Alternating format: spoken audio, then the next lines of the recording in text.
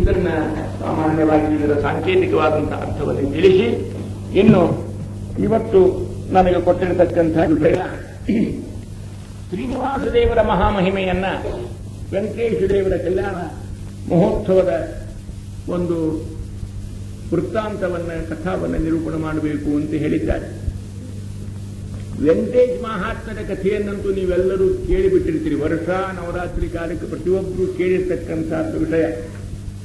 ಆದ್ದರಿಂದ ಅದನ್ನೇ ನಾನು ಪುನರಾವರ್ತಿಯಾಗಿ ತಮ್ಮ ಮುಂದೆ ಚರ್ವಿದ ಚರವಣವನ್ನು ಮಾಡಲಿಕ್ಕೆ ಹೋಗೋದಿಲ್ಲ. ಆದರೆ ಈ ವೆಂಕಟೇಶ ಮಹಾತ್ಮ್ಯದಿಂದ ಶ್ರೀನಿವಾಸ ಕಲ್ಯಾಣದ ಕಥಾದಿಂದ ನಾವು ತಿಳಿದುಕೊಳ್ಳಬೇಕಾಗಿರತಕ್ಕಂಥ ತತ್ವ ಏನು, ಅದರ ಅಭಿಪ್ರಾಯ ಏನು, ಅದರ ಸಾಂಕೇತಿಕತೆ ಏನು, ಅದರ ಹಿನ್ನೆಲೆ ಏನು, ಅದರ ಸಿಗ್ನಿಫಿಕೆನ್ಸ್ ಅಂತ ಹೇಳ್ತಾ ಇದ್ದಾರಲ್ಲ, ಅದರ ಅಂತರಾರ್ಥ, ಅದರ ಗೂಢಾರ್ಥ, ಆ ವೆಂಕಟೇಶ ಮಹಾತ್ಮದಿಂದ ನಾವು ಕಲಿತುಕೊಳ್ಳಬೇಕಾಗಿರತಕ್ಕಂಥ ಪಾಠ ಏನು, ಶಿಕ್ಷಣ ಏನು, ಸಂದೇಶ ಏನು, ಸ್ಫೂರ್ತಿ ಏನು, ಇದನ್ನು ನಾವು ತಿಳ್ಕೊಂಡ್ಬಿಟ್ರೆ ಇವತ್ತು ನಾವು ಪೂಜಾಗ್ರ ವ್ರತವನ್ನು ಮಾಡಿರತಕ್ಕಂಥ ಒಂದು ಈ ಸಮಾರಂಭವನ್ನೇನು ಆಚರಣೆ ಮಾಡ್ತಾ ಇದ್ದೇವೆ ಇದು ಸಾರ್ಥಕ ಆಗ್ತಾ ಇದೆ. ಆದ್ದರಿಂದ ಪ್ರತಿ ವರ್ಷವೂ ಕೂಡ ತಾವೆಲ್ಲರೂ ಆ ವೆಂಕಟೇಶ ಮಹಾತ್ಮವನ್ನು ಕನ್ನಡದಲ್ಲಿ, ಅದೇ ಪ್ರಕಾರ ಸಂಸ್ಕೃತದಲ್ಲಿ ಎಲ್ಲರೂ ಕೂಡ ಪಾರಿಜಾತ ರೂಪವಾಗಿ ಅದನ್ನು ಬಹಳ ಸುಂದರವಾಗಿ ಕೂಡ ಬರೆದಿದ್ದಾರೆ. ಅದಕ್ಕೆ ಅದನ್ನು ಹೇಳಿದೆ, ಅದನ್ನೆಲ್ಲರಿಗೂ ಕೂಡ ನಿಮಗೆಲ್ಲರಿಗೂ ಚೆನ್ನಾಗಿ ಗೊತ್ತಿದೆ.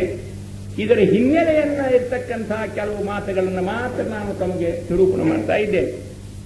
ಈ ವೆಂಕಟೇಶ ಮಹಾತ್ಮದಲ್ಲಿ ಏನು ತಿಳ್ಕೊಳ್ಳಬೇಕು, ಏನು ಪ್ರತಿಪಾದನೆ ಮಾಡ್ತಾ ಇದ್ದಾರೆ ಅಂದರೆ, ಈ ಪರಾತ್ಪರ ದೇವತೆಯಾಗಿರ್ತಕ್ಕಂತಹ ಶ್ರೀನಿವಾಸ ದೇವರು ವೆಂಕಟೇಶ ದೇವರೇನಿದ್ದಾನೆ ಇವನು ಸರ್ವೋತ್ತಮನಾಗಿರ್ತಕ್ಕಂತಹ ದೇವತಾ. ಒಂದು ಅಂಶ ತಿಳ್ಕೊಳ್ಬೇಕ್ರಿ, ಶ್ರೀನಿವಾಸ ಅಂತಂದ್ರೆ ಇದು ದೇವದೇವೋತ್ತಮ ದೇವತಾ ಶಿಖಾಮಣಿ.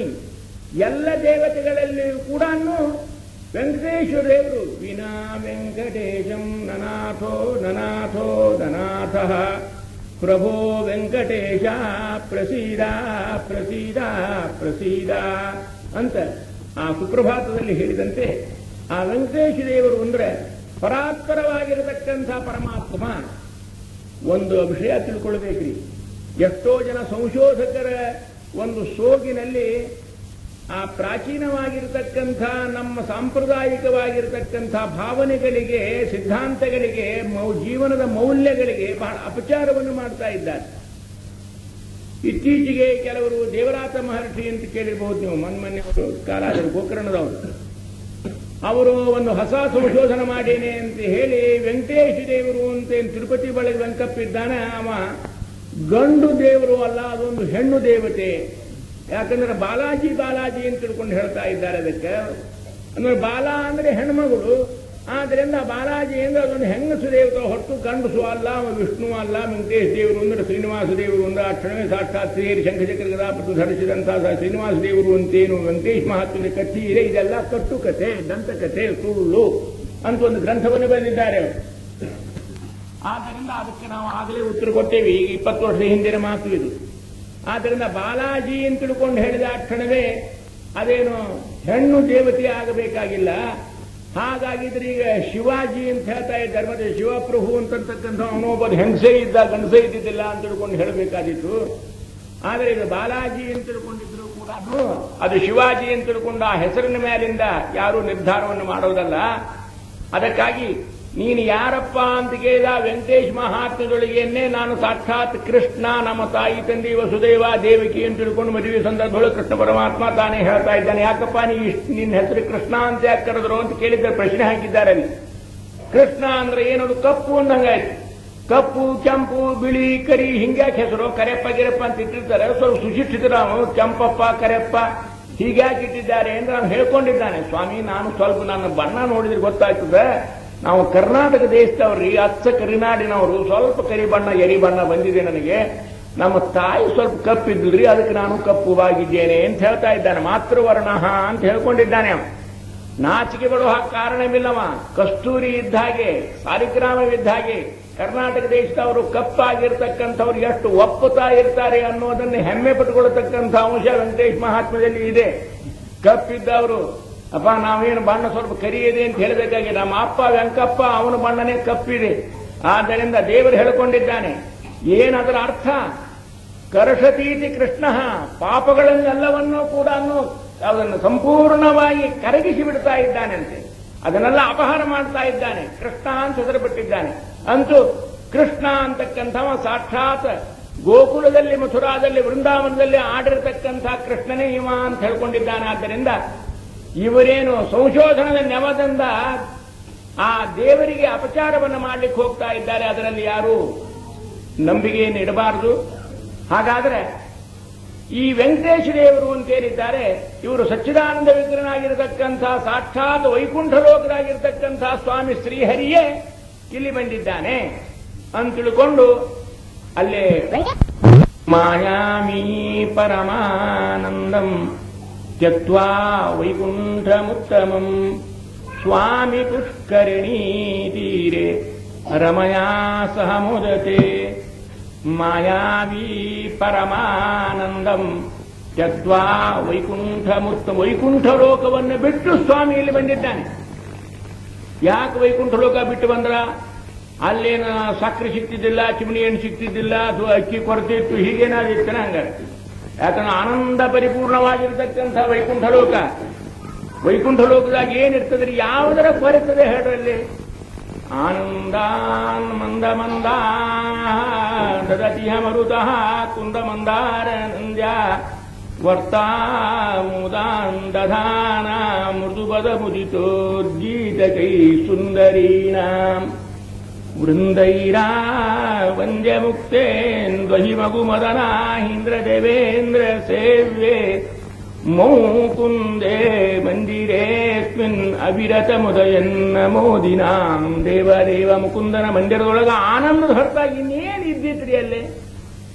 ಆನಂದಾನ್ ಮಂದ ಮಂದಾಹ ದದತಿಹ ಮರುತಃ ಕುಂದ ಮಂದಾರ ನಂದ್ಯ ವರ್ತಾ ಮೋದಾನ್ ದಧಾನ ಮೃದುಬಲ ಮುದಿತೋದ್ಗೀತ ಕೈ ಸುಂದರೀಣಾಂ ವೃಂದೈರಾ ವಂದ್ಯ ಮುಕ್ತೇಂದ್ವಹಿ ಮಗು ಮದನಾಹೀಂದ್ರ ದೇವೇಂದ್ರ ಸೇವ್ಯೆ. ಮುಕ್ತರಾಗಿರ್ತಕ್ಕಂಥ ಇಂದ್ರ ಚಂದ್ರ ಮೊದಲಾಗಿರ್ತಕ್ಕಂಥವರಿಂದ ಸೇವೆ ಆಗಿದೆ. ಮುಕ್ತೇಂದ್ವಹಿ ಮಗು ಮದನಾಹೀಂದ್ರ ದೇವೇಂದ್ರ ಸೇವ್ಯೆ. ಈ ಇಂದ್ರ, ಈ ಚಂದ್ರ, ಈ ಸೂರ್ಯ ಅವ್ರಿಗೆ ಅಲ್ಲಿ ಹೋಗ್ಲಿಕ್ಕೆ ಅವಕ್ಕ ಅಡ್ಮಿಷನ್ ಇಲ್ರಿ, ಅವ್ರು ಹೋಗೋ ತಾಕತ್ತಿಲ್ಲ ಇವಕ್ಕೆಲ್ಲ. ಯಾಕೆ ಇನ್ನ ಸಾಧನದೊಳಗೆ ಇವರು ಇದ್ದಾರೆ. ಸಾಧನ ಸಂಪೂರ್ತಿ ಆದ್ಮೇಲೆ ಬ್ರಹ್ಮದೇವರ ಜೊತೆಗೆ ಇವರೆಲ್ಲರೂ ಆಮೇಲೆ ಹೋಗಾತ ಮುಕ್ತರಾಗಿರ್ತಕ್ಕಂಥ ಆ ಮುಕ್ತಿಯನ್ನು ಹೊಂದೋ ಬ್ರಹ್ಮಣ ವಿಪಶ್ಚಿತೇತಿ ಅಂತ ಹೇಳಿದ ಹಾಗೆ ಬ್ರಹ್ಮದೇವರ ಜೊತೆ ಹೋಗವ್ರು. ಈ ಸದ್ಯಕ್ಕೆ ಇಲ್ಲಿರ್ತಕ್ಕಂಥ ಇಂದ್ರ ಚಂದ್ರ ವರುಣ ಯಮ ಕುಬೇರ ಬ್ರಹ್ಮ ವಾಯು ಇವರು ಯಾರೂ ಅಲ್ಲಿಲ್ಲ. ಅಲ್ಲಿ ಯಾರಿದ್ದಾರೆ? ಈಗಾಗಲೇ ಹಿಂದಿನ ಕಲ್ಪದೊಳಗೆ ಮುಕ್ತರಾಗಿರ್ತಕ್ಕಂಥ ಇಂದ್ರ ಚಂದ್ರಾದಿಗಳೆಲ್ಲರೂ ಅಲ್ಲಿದ್ದಾರಂತೆ. ಆನಂದಾನ್ನ ಮಂದ ಮಂದಾಹ ದದತಿಹ ಮರುತಃ ಕುಂದ ಮಂದಾರ ನಂದ್ಯ ವರ್ತಾ ಮುದಾನ್ ದಧಾನ ಮೃದುಪದ ಮುದಿತೋದ್ಗೀತ ಕೈ ಸುಂದರೀಣಾಂ ವೃಂದೈರಾ ವಂದ್ಯ ಮುಕ್ತೇಂದ್ವಹಿ ಮಗು ಮದನಾಹೀಂದ್ರ ದೇವೇಂದ್ರ ಸೇವ್ಯೆ ಮೌಕುಂದೇ ಮಂದಿರೇಸ್ಮಿನ್ ಅವಿರತ ಮುದಯನ್ನ ಮೋದಿನಾಂ ದೇವದೇವ ಅಂತ ಹೇಳಿದ ಹಾಗೆ ಇಂಥ ಪರಮಾನಂದ ಭರಿತವಾಗಿರತಕ್ಕಂಥ ವೈಕುಂಠ ಲೋಕವನ್ನು ಕೂಡ ಸ್ವಾಮಿ ಬಿಟ್ಟು ಬಂದಿದ್ದಾನ್ರಿ. ಎದಕ್ಕೆ ಬಿಟ್ಟು ಬಂದಿದ್ದಾನೆ? ಆ ವೆಂಕಟೇಶ್ ಮಹಾತ್ಮೆಗಳಿಗೆ ಏನೋ ಕಥೆಯದ. ಏನು ಕಥೆಯದ? ಗಂಗಾ ತಟಾಕದೊಳಗೆ ಎಲ್ಲಾ ಬ್ರಾಹ್ಮಣರು, ಮುನಿಗಳು, ಋಷಿಗಳು, ಯೋಗಿಗಳು, ತ್ಯಾಗಿಗಳು, ವಿರಾಗಿಗಳು, ಭಕ್ತರು, ಮುಕ್ತರು ಎಲ್ಲರೂ ಕೂರ್ಕೊಂಡು ಯಜ್ಞ ಮಾಡಿದ್ರು. ಯಜ್ಞ ಮಾಡಿದೊಳಗೆ ಬಹಳ ಮಂದಿ ಪಂಡಿತರು ಕೂತ್ರೆ ಯಾವ ಒಂದು ವಿಷಯನೂ ನಿರ್ಧಾರ ಆಗುವುದಿಲ್ಲ. 4 ಮಂದಿ ಏನೋ ಪಾಪ ತಿಳಿದೇ ಇದ್ದವ್ರು ಕೂತ್ಕೊಂಡು ಭಡಕನೆ ಮಾಡಿ ಮುಗಿಸಿಬಿಡ್ತಾವೆ. ದೀಡ್ ಪಂಡಿತರು ಎಲ್ಲರೂ ಒತ್ತಟ್ಟು ಕೂತರು ಅಂದ್ರೆ ಗೋವಿಂದ ಯಾವ ವಿಷಯ ನಿರ್ಧಾರ ಆಗುವುದಿಲ್ಲ. ಆಹುತಿ ಹಾಕ್ಲಿಕ್ಕೆ ಶುರು ಮಾಡಿದರು. ಅಗ್ನೇ ಸ್ವಹ ಅಗ್ನೇ ಇದನ್ನ ಮಮ, ಇಂದ್ರಾಯ ಸ್ವಹ ಇಂದ್ರಾಯ ಇದನ್ನ ಮಮ, ವರುಣಾಯ ಸ್ವಹ ವರುಣಾಯ ಇದನ್ನ ಮಮ. ಅಗ್ನೇ ಸ್ವಹ ಅಗ್ನೇ ಇದನ್ನ ಮಮ ಅಂದ ಕೂಡಲೇ ಒಬ್ಬ ಋಷಿಯನ್ನು ಕೇಳ್ಕೊಂಡ, ಆಹುತಿ ಯಾರಿಗೆ ಹಾಕ್ತೀರಿ ನೀವು? ಅಗ್ನಿಗೆ ಹಾಕ್ತೀವಿ. ಅಗ್ನಿ ಅಂದ್ರೆ ಏನರ್ಥ? ಇದೇನ ಒಲಿ ಒಳಗಿರ್ತಕ್ಕಂಥ ಬೆಂಕಿ. ಈ ಬೆಂಕಿಗೇನೆ ನಾವೇನು ಚಹಾನೋ ಕಾಫಿನೋ ಮಾಡ್ಲಿಕ್ಕೆ ಒಲಿ ಹೊತ್ತಿರ್ತೇವಲ್ಲ, ಆ ಬೆಂಕಿನಿಗೆ ಆಹುತಿ ಹಾಕೋದ, ಅಥವಾ ಅಗ್ನಿ ಒಳಗಿರ್ತಕ್ಕಂಥ ಯಾವುದಾದ್ರೂ ಒಂದು ಈ ಬೆಂಕಿ ಒಳಗಿರ್ತಕ್ಕಂಥ ಅಂತರ್ಗತವಾದಂಥ ಯಾವುದಾದ್ರೂ ಅಭಿಮಾನಿಯಾದಂಥ ಒಬ್ಬ ಅಗ್ನಿ ಅಂತ ಒಬ್ಬ ದೇವರಿದ್ದಾನ ಅವನಿಗೆ ಹಾಕುವುದ, ಅಥವಾ ಅವನಲ್ಲಿರ್ತಕ್ಕಂಥ ನಿಯಾಮಕನಾಗಿರ್ತಕ್ಕಂಥ ಇನ್ನೊಬ್ಬ ಯಾವನಾದರೂ ಇದ್ದಾನೇನೋ ಅವನಿಗೆ ಹಾಕೋದು ಯಾರಿಗೆ? ಸಾಧಾರಣವಾಗಿರ್ತಕ್ಕಂಥ ಬೆಂಕಿಗೆ ಹಾಕುವುದು ಅಂದ್ರೆ ಅದು ನಮ್ಮಂಥವ್ರು ಕೂತ್ಕೊಂಡು ಈ ಒಲಿ ಒಳಗಿನ ಬೆಂಕಿಗೆ ಅಥವಾ ಚಿತಾದೊಳಗಿನ ಬೆಂಕಿಗೆ ಒಯ್ದು ನಾವು ಪೂಜಾ ಮಾಡೋದ್ರೊಳಗೆ ಅರ್ಥ ಇಲ್ಲ. ಹಾಗಾದ್ರೆ ಅದರ ಮೇಲೆ ಅಭಿಮಾನಿಯಾಗಿರ್ತಕ್ಕಂಥ ಬೆಂಕಿಗೆ, ಆ ಊರಿಗೆ, ಆ ಕೊಳ್ಳಿಗೆ ಅಭಿಮಾನಿಯಾಗಿರ್ತಕ್ಕಂಥ ಅಗ್ನಿ ಅಂತ ದೇವತಾ ಇದ್ದಾನೆ, ಅದಕ್ಕೆ ಹಾಕೋಣ ಅಂದ್ರೆ ಚೆ ಅವಂಗಂಗ ಹಾಕೋದ್ರಿ. ಅವ ಅಗ್ನಿ ಕನಿಷ್ಠವ. ಅಗ್ನಿರ್ವೈ ದೇವಾನಾಮೋ ವಿಷ್ಣು ಪರಮಃ ತದಂತರೇಣ ಸರ್ವಾಯೇತಾ ದೇವತಾ. ಬ್ರಾಹ್ಮಣ ಖಂಡದೊಳಗೆ ಮೊದಲನೇ ಮಾತೇ ಇದು ಬರ್ತದೆ, ಅಗ್ನಿರ್ವೈ ದೇವಾನಾಂ ಅಧಮಃ. ಎಲ್ಲಾ ದೇವತೆಗಳು ಅಗ್ನಿ ಅಧಮ, ವಿಷ್ಣು ಪರಮ, ತದಂತರೇಣ ಸರ್ವಾಹ ಏತಾಹ ದೇವತಾಹ. ಇದು ಕಡಿದು ಅದು ಮೊದಲೆಂದು, ಉಳಿದವರೆಲ್ಲ ಇಬ್ಬರು ನಡುವ ಅಂತ ಹೇಳ್ತಾ ಇದೆ ಅಂದಮೇಲೆ ಅಗ್ನಿ ಹೆಂಗೆ ಹಾಕುದ್ರಿ ಕನಿಷ್ಠ? ಹಂಗಾರೆ ಏತದ ಅಂತರ್ಯಾಮಿಯಾಗಿರ್ತಕ್ಕಂಥ ಸ್ವಾಮಿ ಒಬ್ಬಿದ್ದಾನ ಅವನಿಗೆ ಹಾಕೋದು ಅಂತ. ಅವ ಯಾರು? ಹರಿನೋ ಹರನೋ ಬ್ರಹ್ಮನೋ? ವಿಚಾರ ಪ್ರಾರಂಭ ಆಯಿತು. ಎಲ್ಲರೂ ಪಂಡಿತರೇ, ನೈಕೋ ಮುನಿರಿಗೆ ಎಷ್ಟೇ ಮತಂ ಪ್ರಮಾಣ. ಹಾಗಾದ್ರೆ ಇದು ಬೇಡಪ್ಪ, ಇದು ನಿರ್ಣಯ ಮಾಡ್ಕೊಂಡು ಬಂದುಬಿಡ್ಲಿ, ಮೂರೂ ಕಡೆ ಹೋಗಿಬಿಡ್ಲಿ. ಕೈಲಾಸಕ್ಕೆ ಹೋಗಲಿ, ಸತ್ಯಲೋಕಕ್ಕೆ ಹೋಗಲಿ, ವೈಕುಂಠ ಲೋಕಕ್ಕೆ ಹೋಗಲಿ, ನೋಡ್ಕೊಂಡು ಬಂದು ಆ ಮೂರು ಮಂದಿ ದೇವತೆಗಳನ್ನ ನೋಡಿಕೊಂಡು ನಿರೂಪಿಸಿ ಪರೀಕ್ಷಿಸಿ ಅಳ್ಕೊಂಡು ತಿಳ್ಕೊಂಡು ಅದು ತೂಕ ಮಾಡಿಕೊಂಡು ವರಿಗೆ ಹಚ್ಚಿಕೊಂಡು ಯಾವುದು ಅಚ್ಚ ಅಪರಂಜಿ, ಯಾವುದು ಸರ್ವಶ್ರೇಷ್ಠ ದೇವತಾ, ಇದನ್ನ ನಿರ್ಧಾರ ಮಾಡ್ಕೊಂಡು ಬಂದ್ಬಿಟ್ಟು ಒಂದು ಶಿಷ್ಟಮಂಡಲಕ್ಕೆ ಡೆಪ್ಯುಟೇಷನ್ ಕಳಿಸ್ಬಿಡೋಣ ಅಂದ್ರು. ಯಾರು ಹೋಗ್ಬೇಕ್ರಿ? ಅವರಂದ್ರು ನಾವೆಲ್ಲ ಎಲ್ಲ ಠರಾವ್ ಮಾಡಿದ್ದೀವಿ, ಪರಂತು ಈ ಲೋಕಕ್ಕೆ ಹೋಗವ್ರು ಬರಬೇಕಲ್ಲ.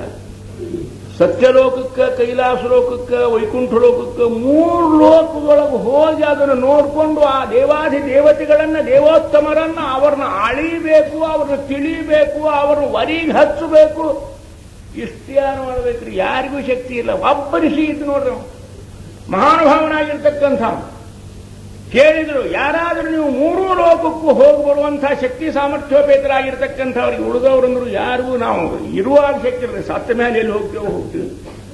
ಇದ್ದಾಗ ನಮಗೆ ಹೋಗ್ಲಿಕ್ಕಾಗುದಲ್ಲ. ಒಬ್ಬ ಭೃಗು ಅಂತ ಋಷಿ ಇದ್ದ. ಆ ಋಷಿ ಹೇಳಿದ, ನಾನು ಹೋಗಿ ನೋಡ್ಕೊಂಡು ಬರ್ತೇನೆ ಅಂದ. ಹೋಗೇ ಬಿಟ್ಟ. ಕೈಲಾಸ ಪರ್ವತಕ್ಕೆ ಹೋದಾಕ್ಷಣವೇ ಪರಮೇಶ್ವರರು ಕುಳಿತುಕೊಂಡಿದ್ರು. ಗಂಡ ಹೆಂಡತಿ ಪಾಪ ಏನೇನೋ ಸುಖ ದುಃಖ ತಮ್ಮ ಮಂತನದ್ದೋ ಅತ್ತೊಂದೋ ಮಗದೊಂದೋ ವಿಚಾರ ಮಾಡ್ಕೊತು ಕೂತುಕೊಂಡಿದ್ರು. ಇವ ಬಂದಾಕ್ಷಣವೇ ಅವರಂದ್ರು, ಈ ಬ್ರಾಹ್ಮಣರಿಗೆ ಗೊತ್ತಾಗ ಬುದ್ಧಿನೇ ಇಲ್ಲ ನೋಡ್ರಪ್ಪ ಅಂದ್ರು. ಅಂದ್ರೆ ಎಲ್ಲಿ ಬರಬೇಕು, ಯಾವಾಗ ಬರಬೇಕು, ಏನು ಪಾಪ ಗಂಡ ಹೆಂಡತಿ ಮಾತಾಡ್ಕೊಂಡು ಇರ್ತೀವಿ, ಕಾಮನ್ ಸೆನ್ಸ್ ಅಂತ ಇಷ್ಟು ಇರಬಾರ್ದು. ಶಿಷ್ಟವನ್ನು ಮಾಡಿದವರು ಏಕದಮ್ ತ್ರಿಶೂಲ ತಗೊಂಡು ಹೊಡಿಲಿಕ್ಕೆ ಬಂದು ಅವರಿಗೆ ಶಾಪ ಕೊಟ್ಟ. ನೇರವಾಗಿ ಸತ್ಯಲೋಕಕ್ಕೆ ಬಂದ. ಸತ್ಯಲೋಕಕ್ಕೆ ಬಂದ್ರೆ ಅವರೇನು ಹೊಡಿಲಿಕ್ಕೆ ಪಡಿಲಿಕ್ಕೆ ಬರಲಿಲ್ಲ. ಇವನ ಕಡೆ ಕಣ್ಣೆತ್ತೇ ನೋಡಲಿಲ್ಲ. ಸಭಾ ನಡೀತಾ ಇದೆ, ಋಷಿಗಳು ಮುನಿಗಳು ಹೊರಡ್ತಾ ಇದ್ದಾರೆ, ಹೊಗಳ್ತಾ ಇದ್ದಾರೆ, ಪೊಗಳ್ತಾ ಇದ್ದಾರೆ, ವೇದ ಪಾರಾಯಣ ಮಾಡ್ತಾ ಇದ್ದಾರೆ. ಆ ಸರಸ್ವತಿ ಜೋಡಿಯ ಜೊತೆಗೆ ಇವರು ಸರಸಾಲಾಪ ಮಾಡ್ಕೋತು ಕೂತ್ಕೊಂಡ್ಬಿಟ್ಟಿದ್ರು.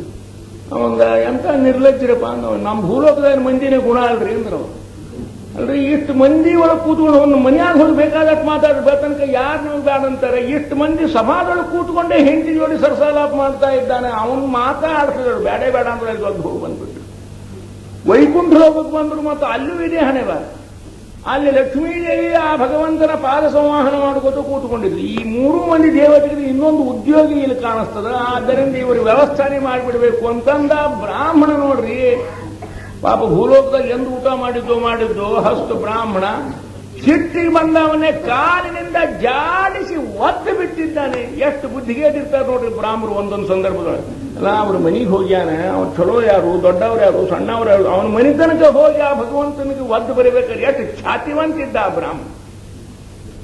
ಇವು ಒದ್ದ ಮೇಲೆ ಒಬ್ಬ ಬ್ರಾಹ್ಮಣ ಬಂದಾನ ಅಂತ ಭಗವಂತನಿಗೆ ಗೊತ್ತಾಗಿ ಇವನಿಗೆ ಒದ್ದಾಕ್ಷಣವೇ ತಕ್ಷಣ ಎದ್ದು ಬಂದವರಿಗೆ ನಮಸ್ಕಾರವನ್ನು ಮಾಡಿ, ಸ್ವಾಮಿ ಸ್ವಲ್ಪ ನನಗೆ ಮೊದಲೇ ಹೇಳಿದ್ರೆ ಒಂದು ಸ್ವಲ್ಪ ನಿಮ್ಗೆ ಏನಾದರೂ ಮಿರು ಜಾಗದಾಗರೆ ಒದಿಸ್ಕೋತಿದ್ದೆ. ಕಾಲಿಗೆ ಎಷ್ಟು ಪೆತ್ತ ಹಚ್ಚಲ್ರಿ ನಿಮ್ಗೆ.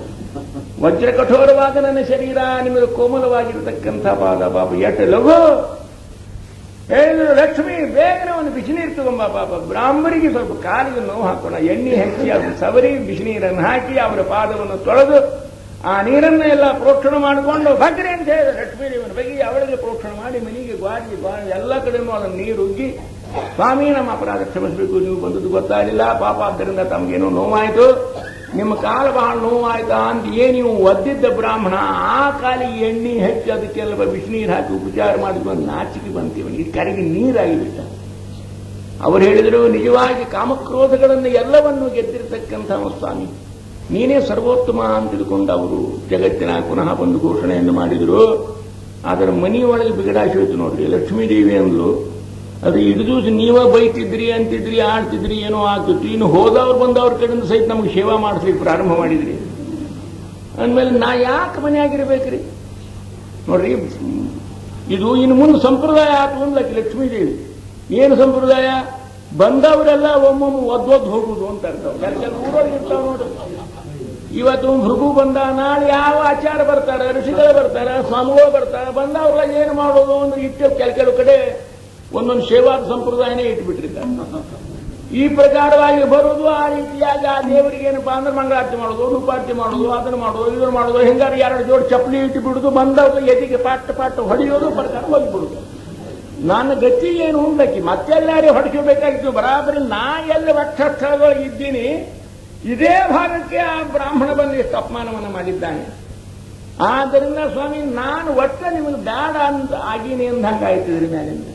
ಸ್ವಲ್ಪ ಬರೀ ನಮ್ಮ ಜೋಡಿ ನಿಮ್ ಜೋಡಿ ಸಂಸಾರ ಮಾಡಿದ್ರು ಹೋಗಂದ್ರೆ ಹೋಗಿಬಿಡ್ತಿದ್ದೇನಲ್ಲ, ಇಟ್ಟು ಬಂದವ್ರ ಕಡೆಯಿಂದ ಎಲ್ಲರ ಕಡೆಯಿಂದ ಚೀತು ಮಾಡಿಸಿ ನನಗೆ ಅಪಮಾನ ಮಾಡ್ತಾ ಇದ್ದೀರಿ, ನಾನು ಇರೋದಿಲ್ಲ ಅಂತ ಲಕ್ಷ್ಮೀದೇವಿ ಹೊರಟು ಕೊಲ್ಲಾಪುರಕ್ಕೆ ಬಂದ್ಬಿಟ್ಟು.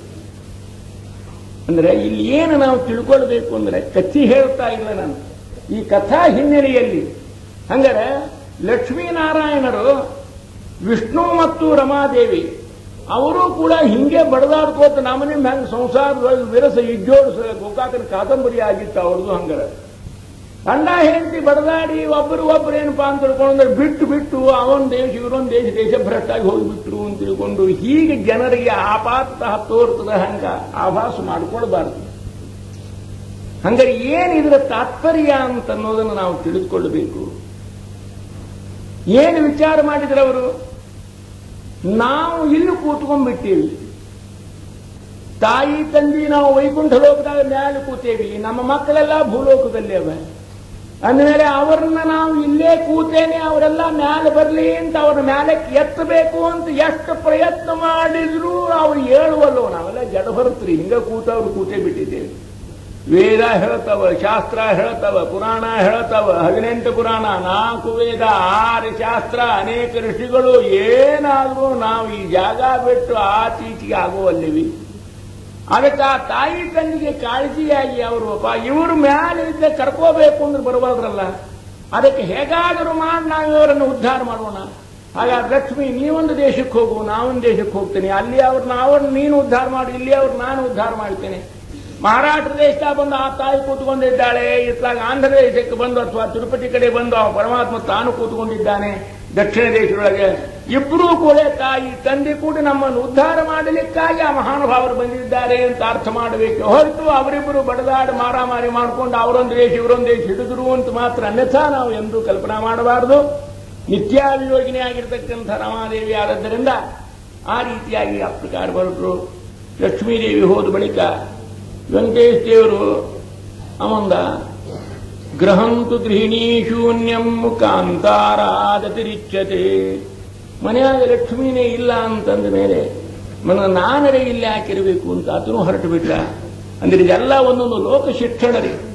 ಎಲ್ಲರ ಮನೆಯೊಳಗೂ ಏನೋ ಒಂದೊಂದು ಜೀವನದೊಳಗೆ 4 ದಿವಸ 8 ದಿವಸ ಕೂಡಿರುವುದಿಲ್ಲ. ಸಂಸಾರ ಅಂದ್ರೆ ಏನ್ರಿ, ಯಾವ ಜನ್ಮ ಕೂಡಿರಬೇಕಲ್ಲ.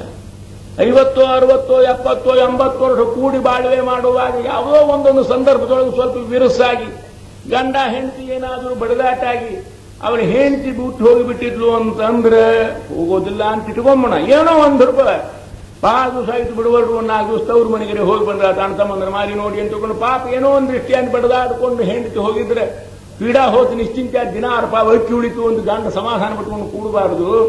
ಆದ್ರಿಂದ ಹೇಳಿತಿಲ್ಲ ಅಂತ ತಿಳ್ಕೊಂಡು ಹೇಳಿದ ಕ್ಷಣವೇ ಅದನ್ನೇ ಆನಂದ ಪಡಬಾರದು. ಮನುಷ್ಯನಾಗಿರ್ತಕ್ಕಂಥವ ಹಾಗಾದ್ರೆ ಆ ಮನಿ ಅಂತನ್ನೋದು ಅದು ಅಡವಿಗಿಂತ ಆಚೆಗೆ ಅಂತ ತಿಳ್ಕೊಂಡು ಈ ಪ್ರಕಾರವಾಗಿ ದೇವರಾಗಿರ್ತಕ್ಕಂಥವ ತಾನೂ ಆ ಜಾಗವನ್ನು ಬಿಟ್ಟು ಇಲ್ಲಿ ತಿರುಪತಿ ಒಳಗೆ ಬಂದು ಅಡವಿ ಕೂತ್ಕೊಂಡು ಅಡವಿರಾಯ ಅಂತ ಪ್ರಸಿದ್ಧನಾಗ್ತಾ ಇದ್ದಾನೆ.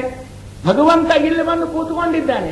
ಯಾಕ ಅಂದ್ರೆ ಪತ್ನಿಯಾಗಿರ್ತಕ್ಕಂಥವಳು ಹೋದಾಗ ಮನುಷ್ಯನಾಗಿರ್ತಕ್ಕಂಥವ ಆನಂದದಿಂದ ನೀ ಬಿಟ್ಟರೆ ಬಿಡುವಲ್ಲಕ್ಕೆ ಕೆಲಸದಿಂದ ಇರ್ತಾನೆ ಸತ್ರ ಅಮಾಶಿಂದ ಇರ್ತಾನೆ ಅಂತ ತಿಳ್ಕೊಂಡು ಮತ್ತೆ ಆದ್ಮೇಲೆ ಕಟ್ಕೊಂಡು ಉಟ್ಕೊಂಡು ಸಂಸಾರ ಸಾಗಿಸಿ ಬಿಡಬಾರದು ಅನ್ನೋದನ್ನು ತೋರಿಸಲಿಕ್ಕಾಗಿ ಶ್ರೀನಿವಾಸ ದೇವರು ತಾನು ಅರಣ್ಯದೊಳಗೆ ಬಂದು ಕೂತ್ಕೊಂಡಿದ್ದಾನೆ.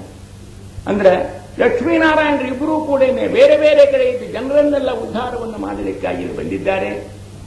ಇಲ್ಲಿ ಬಂದು ಭಗವಂತ ಏನು ಕೆಲಸ ಮಾಡಿದ್ದಾನೆ ಅದನ್ನು ನೋಡಬೇಕು. ಇಲ್ಲಿ ಬಂದ ಬಳಿಕ ಪದ್ಮಾವತಿಯ ವಿವಾಹದ ಒಂದು ಸಂದರ್ಭವನ್ನು ಕೂಡ ನಾವು ನೆನೆದುಕೊಳ್ಳಬೇಕು. ಅದರ ಹಿಂದಿನ ಕಥೆ ಹೇಳೋದಿಲ್ಲ ನಾನು, ಕಥೆ ಎಲ್ಲ ನಿಮಗೆ ಗೊತ್ತಿರತಕ್ಕಂತಹ ಕಥೆಯಾದದ್ದರಿಂದ ಆ ಕಥೆಯ ಹಿನ್ನೆಲೆಯಲ್ಲಿ ಏನು ಒಂದು ತತ್ವ ಇದೆ, ಏನು ದೊಡ್ಡಸ್ತನ ಇದೆ, ಏನು ಮಹತ್ವ ಇದೆ, ಏನು ಅವರ ಲೋಕ ಶಿಕ್ಷಣ ಇದೆ ಅನ್ನೋದನ್ನು ನಾವು ತಿಳ್ಕೊಳ್ಬೇಕು. ಇಲ್ಲಿ ಬಂದ ಬಳಿಕ ಆಕಾಶರಾಜನ ಮಗಳಾಗಿರ್ತಕ್ಕಂಥ ಪದ್ಮಾವತಿಯನ್ನ ವಿವಾಹ ಮಾಡಿಕೊಳ್ಳತಕ್ಕಂಥ ಒಂದು ಸಂದರ್ಭ ಬರ್ತಾ ಇದೆ. ಅನೇಕ ಜನ ಆಪ್ತರು, ಇಷ್ಟರು, ಬ್ರಹ್ಮಾದಿ ದೇವತೆಗಳು ಎಲ್ಲರೂ ಕೂಡ ಬರ್ತಾ ಇದ್ದಾರೆ. ಅದು ಯಾಕೆ ಮದುವೆ ಆಗಲಿಕ್ಕೆ ಹೊರಟ ಅನ್ನೋದನ್ನು ಒಂದು ಸಂದರ್ಭ ನೋಡ್ಕೊಳ್ಬೇಕು.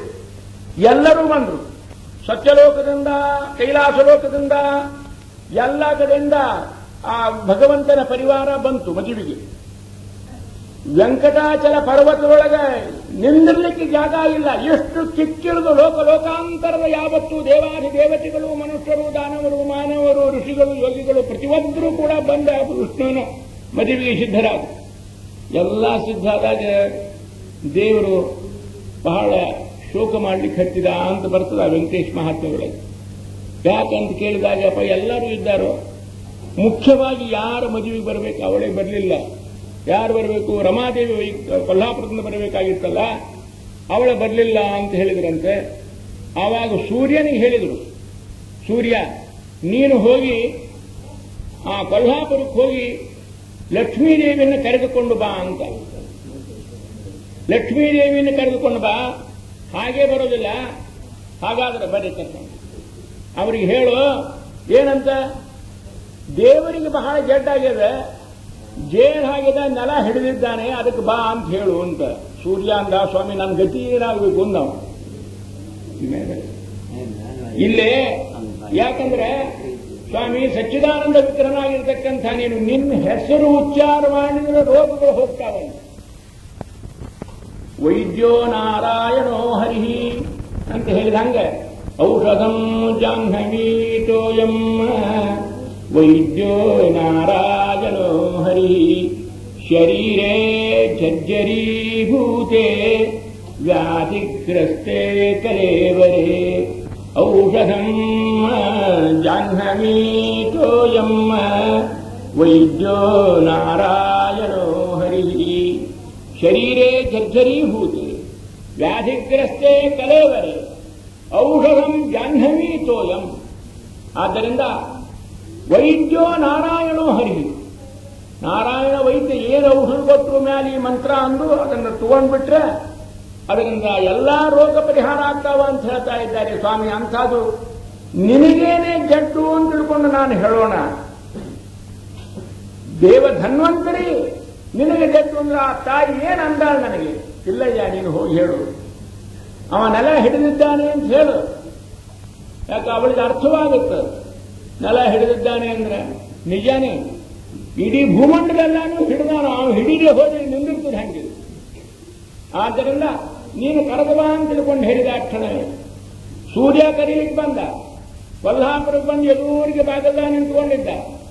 ಲಕ್ಷ್ಮೀದೇವಿ ಬಂದು ಸೂರ್ಯನನ್ನ ಕೇಳಿದ್ಲು, ಸೂರ್ಯ ಏನಪ್ಪ ಸಮಾಚಾರ? ಏನಿಲ್ಲಮ್ಮ, ದೇವರಿಗೆ ಸ್ವಲ್ಪ ಜಡ್ಡಾಗಿದೆ ಅಂದ್ರೆ ಅರ್ಥ ಏನು?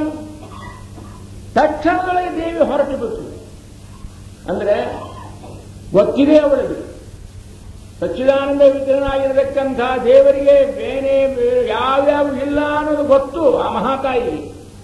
ಆದರೂ ಕೂಡ ಸತಿಯರಾಗಿರ್ತಕ್ಕಂಥವರು ತಮ್ಮ ಗಂಡನಿಗೆ ಏನಾದರೂ ಸ್ವಲ್ಪ ಅನಾರೋಗ್ಯ ಆಗಿದೆ ಅಂತ ತಿಳ್ಕೊಂಡು ಸಮಾಚಾರ ಕೇಳಿದ್ರೆ ಧಾವಿಸಿ ಓಡಿ ಬರ್ಬೇಕು. ಅವ್ರಿಗೇನು ಹಿಂಗ ಡೋಕಾರ್ತನ ಮಾಡ್ತಿರ್ತಾರೆ ಬಿಡು, ಸುಳ್ಳೆ ಹಬ್ಬದ ಭಾಳ ಅವರು ಹಿಂಗ ಹೇಳ್ತಿರ್ತಾರೆ ಅಂತ ಅಂದುಕೊಂಡು ಉದಾಸೀನಾಗಿ ಕೂಡತಕ್ಕದ್ದಲ್ಲ.